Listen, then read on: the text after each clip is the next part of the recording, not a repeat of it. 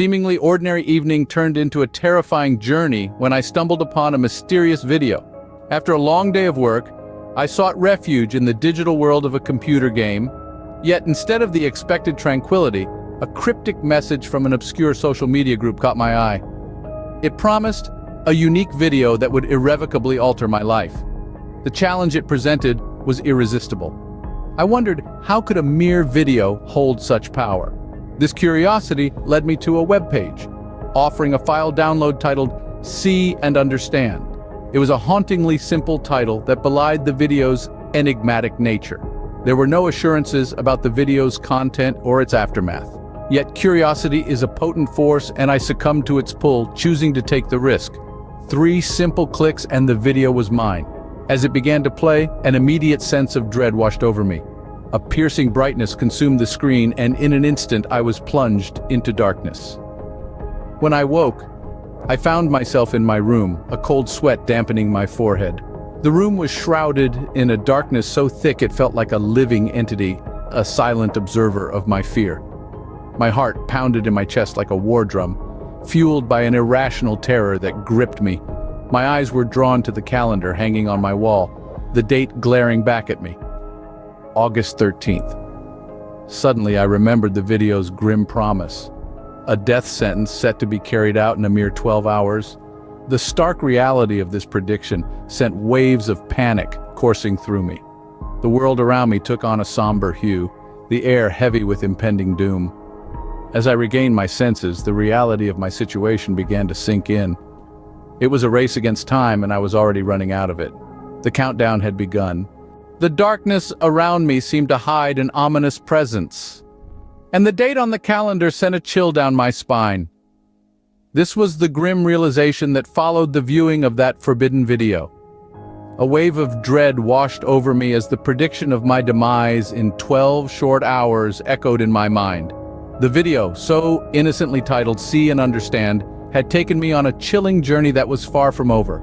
The icy grip of fear held me tight as I grappled with the reality of my predicament. Was this some elaborate prank? Or was I genuinely staring death in the face? In my desperation, I reached out to my friends, hoping to find solace and perhaps a logical explanation.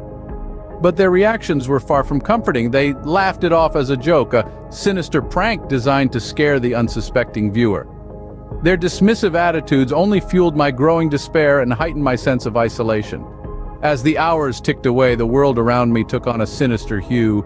The laughter of children playing in the park, the cheerful chatter of the coffee shop, the vibrant city life, all seemed to be steeped in a dark shadow of despondency.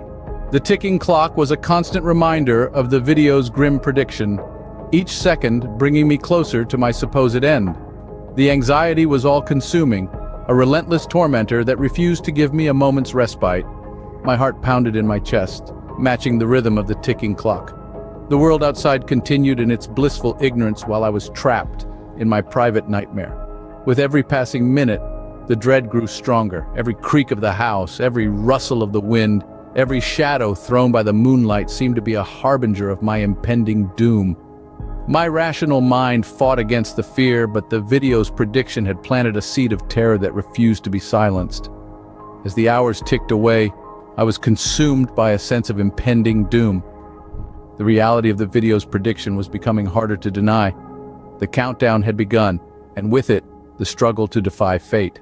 With only a few hours left, I decided to take matters into my own hands. A wave of determination washed over me. I was not about to let a video, no matter how mysterious or threatening, determine my destiny. I fired up my laptop and plunged headlong into the digital abyss, desperate for answers, desperate for hope. The internet, a vast ocean of knowledge, became my battleground against fate. I searched for anything that could explain the video, anything that might offer a glimmer of hope. Each click, each scroll, was a step deeper into a rabbit hole of uncertainty. I stumbled upon forums filled with people sharing similar experiences, tales of grim predictions that never came to pass. Yet, for every story of false prophecy, there were just as many recounting ominous predictions that had come true.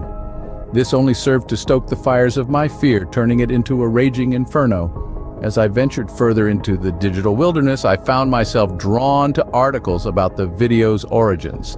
Some claimed it was the work of a deranged hacker. Others suggested it was a cruel social experiment gone wrong.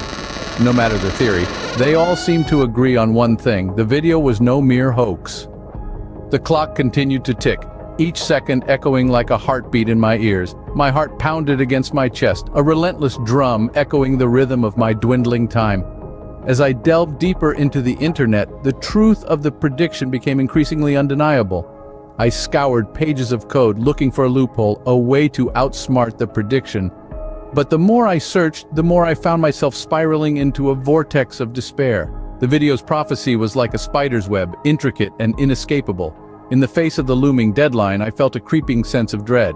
But I refused to surrender, refused to let a faceless prediction seal my fate.